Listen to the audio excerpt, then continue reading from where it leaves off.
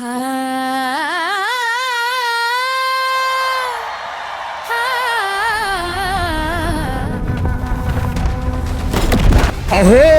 ఇదే నా ఇంద్రసభ.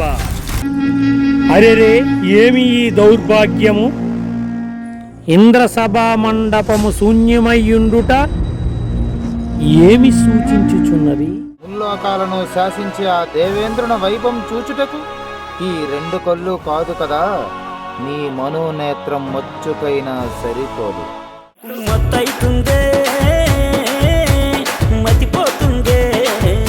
పాత సినిమాల్లో యముడుకు పుత్రుండా, ఈ సరికొత్త నాటకంలో యముండా.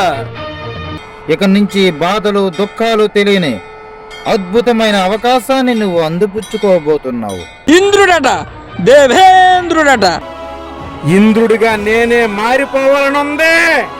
దేవతలకు పదవీ విమోచనమా?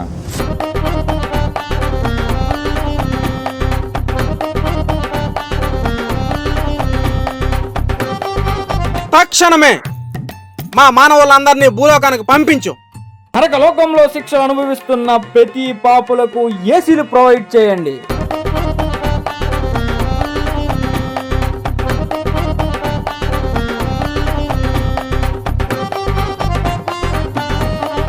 నా పేరు వింటే వెన్నులో వణుకు పుట్టాలి. ఓ ఈ దేవేంద్ర,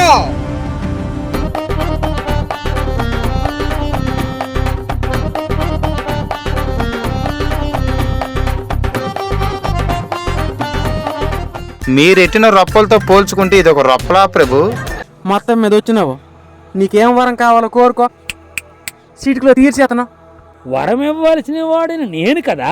నాకు మీ విశ్వామిత్రుడు పదవే కావాలి స్వామి.